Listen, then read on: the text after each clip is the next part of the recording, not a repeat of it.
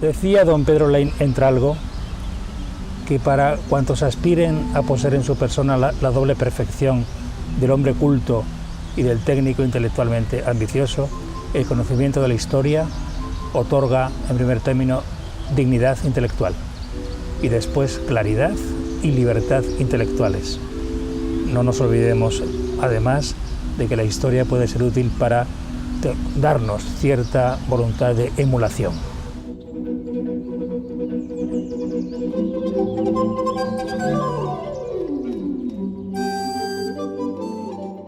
La litiasis renal ha sido una afección difícil de controlar, de cuidar, de estudiar, y los seres humanos han padecido mucho a causa de los cólicos nefríticos a lo largo de la historia. Vamos a hablar un poquito de los ciertos conocimientos que tenemos de este avatar que ha significado pues, el control de la litiasis renal. Y empezamos pues, con los personajes con litiasis y la clínica. Y antes de eso hay que decir cómo existe ya constancia de que en civilizaciones del pasado se formaban los cálculos, por supuesto, y aquí tenemos pues la descripción de unos cálculos encontrados en una momia en lo que ahora es Estados Unidos, en Arizona, y otros cálculos encontrados en una momia del antiguo Egipto. Se tiene constancia de ciertos personajes que tuvieron cálculos y, por supuesto, son de ellos de los que tenemos datos históricos, lo cual no quiere decir que personas menos conocidas no los tuvieran también. Pero ocurre que los grandes personajes, que eran los que tenían más medios económicos, pues tenían más opciones de formar cálculos al consumir con probabilidad una dieta muy rica en proteínas, y porque en una época en la que la conservación se hacía con sal, pues ciertos alimentos debían ser muy salados. Tenemos aquí la referencia de Erasmo de Rotterdam, cuando dejó escrito: allá por el mes de febrero la litiasis me asistió tan reciamente con vómitos que desde aquella fecha mi cuerpecito ha ido adelgazándose más y más. O el célebre escritor Michel de Montaigne: es la peor de las enfermedades, la más súbita, la más mortal, la más irremediable, con la que pierde la medicina, la que me reconcilia y familiariza con la muerte. Tenemos la constancia de otros personajes, como Inocencio XI, el papa, que debió morir de una uremia por litiasis bilateral muy grave. Otros personajes, Samuel Pepys, Goethe, y en nuestro país, pues Felipe IV. La autopsia de Felipe IV, que fue realizada por el catedrático de la Universidad de Valladolid, Gaspar Bravo de Sobremonte, pues tenemos la descripción de que después de, en los 3 años previos de tener disuria con nefritis, es decir, con hematuria, pues había expulsado varios cálculos, y en la autopsia se encontró el riñón derecho muy disminuido de tamaño, con un cálculo encajado en su parénquima, de forma y grosor semejante a una castaña y con restos de infección. Los remedios, por supuesto, no podían ser, pues, sino información, pues, deslavazada, poco útil. Seguramente sabían que era bueno beber muchos líquidos. Pero hay constancia de detalles curiosos y trágicos, como esto que está referido en la historia de la conquista de las 7 islas de Canarias, donde este islote precioso que está en Canarias, entre el sur de Lanzarote y el norte de Fuerteventura, pues fíjense lo que ocurría. En este isleo solían matar muchos lobos marinos que de la mar salían a gozar del sol en la arena, de cuyas pieles se hacían cintos para los enfermos de las piedras de riñón. Y por estos animales que allí tomaban se llamó Isla de Lobos, y por supuesto después pues desaparecieron. Es increíble de qué mente saldría que los cintos, eso, esas pieles servían para las piedras de riñón. Lo que sí hay constancia es de la medicina popular, donde en cada país del mundo, en cada región, pues existen plantas aparentemente útiles para la litiasis, y en Canarias, pues las más célebres son la rompepiedras y la greña de millo, como más significativas. Siguiendo con Canarias, pues tenemos este libro editado en 1594, que es Del origen y milagros de la Santa Imagen de Nuestra Señora de Candelaria, donde vemos cómo en aquella época, por supuesto, tener un cólico nefrítico era una aventura muy negativa y muy dolorosa, hasta que llegaba la intercesión a la Virgen. Gaspar González, vecino de La Laguna, había 4 meses y más que estaba de dolor de hijada, es decir, dolor de costado, cólico nefrítico, muriéndose sin remedio, esperando la muerte cada hora porque no estaba para menos, naturalmente. Ese era el milagro 14. Un hombre honrado, vecino de La Laguna, que había nombre Hernán García de Usagra, siendo apasionado de mal de piel y riñón, congelósele una tan grande que no tenía lugar de espelella por las vías ordinarias ni era posible, hasta que llegó el milagro. Bueno, y cuando no había ninguna solución y estaba la Virgen de la Candelaria cerca, pues tenemos aquí a San Liborio. San Liborio, que era el abogado de los dolores de hijada, piedras de riñones y retención de orina. Aquí tenemos este cuadro de la escuela sevillana, donde se ve pues aquí en los pies de San Liborio pues un cálculo, y también hay otros calculitos aquí en el libro, y fíjense pues esta oración dedicada a San Liborio: en dolencia desahuciada os llaman por abogado, libradnos, Liborio amado, del mal de piedras y de hijada. La primera descripción de litotomía, es decir, de extracción de cálculos vesicales, procede de este médico que vivió alrededor de la época de Cristo, el célebre Celsus, donde se describe cómo se realizaba la litotomía vesical. Por supuesto, los cálculos renales no fueron descubiertos hasta que aparecieron los rayos X. Entonces, las únicas litotomías que se hicieron durante siglos para extracción de cálculos eran cálculos vesicales. Y se sujetaba al paciente de brazos y piernas y un ayudante comprimía enérgicamente el hipogastrio, proyectando el cálculo hacia la región perineal.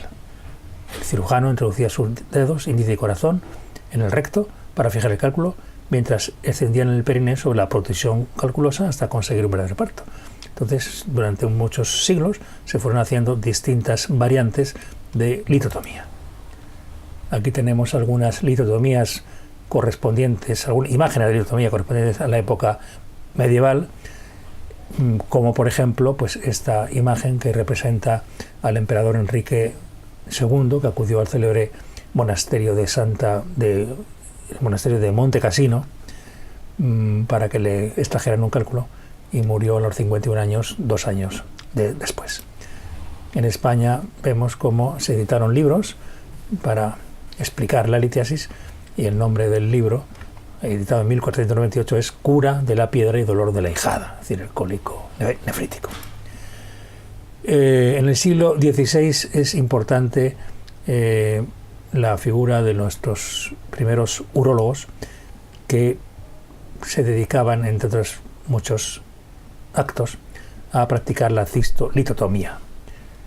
En el libro editado por Francisco Díaz, o escrito por Francisco Díaz, pues aparece la descripción de la litotomía, tratado nuevamente impreso de todas las enfermedades de los riñones, vejiga y canosidad de la verga y orina.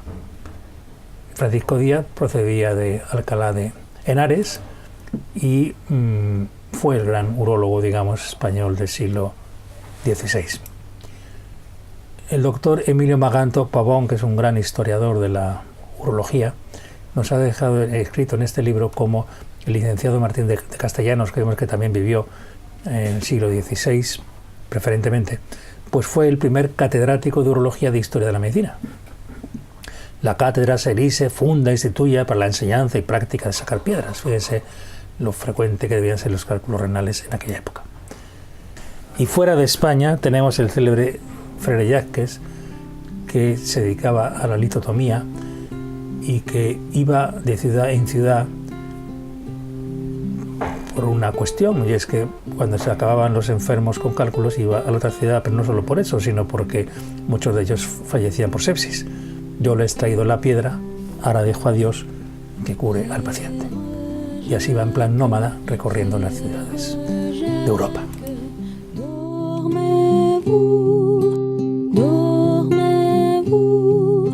Sonne les matines, sonne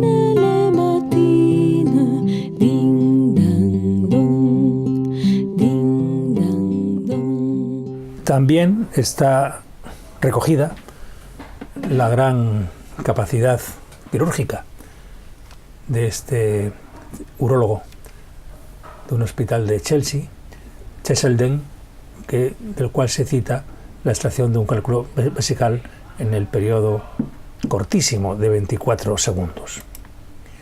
En el siglo XIX vino una revolución en el tratamiento de la litiasis vesical gracias al urólogo francés Jean Civial, que inventó la litotripsia, es decir, la reducción de los cálculos a fragmentos en el interior de la vejiga, con lo cual pues era más fácil la expulsión de los cálculos.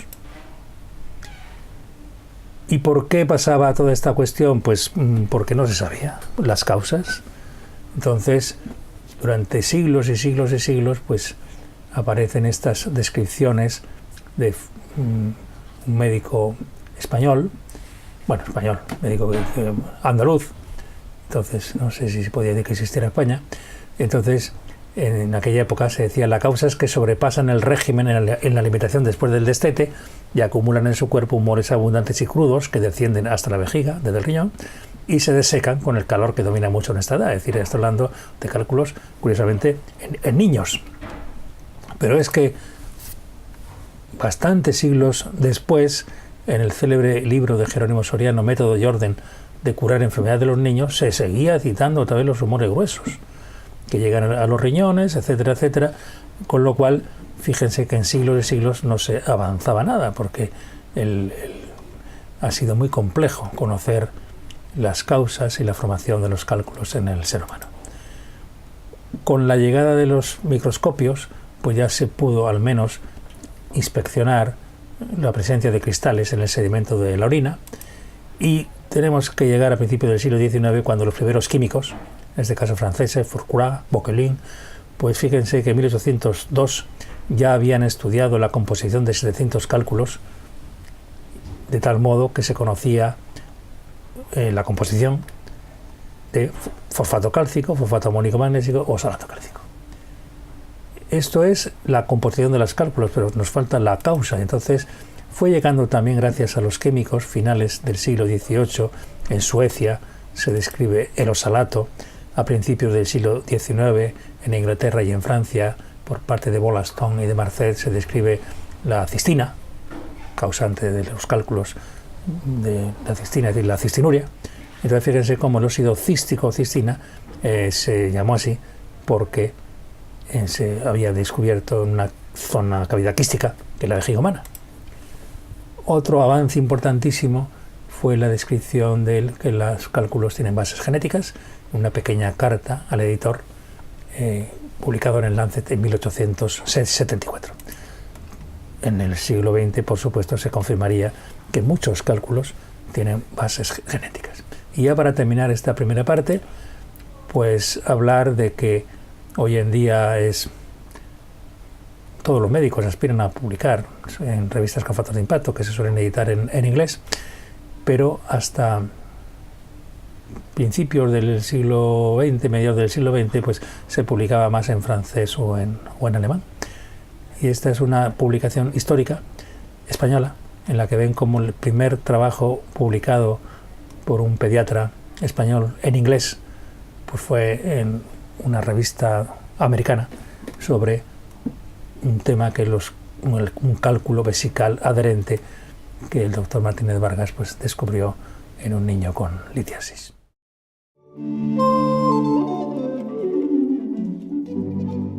Una frase de Cicerón es magnífica para terminar el capítulo actual.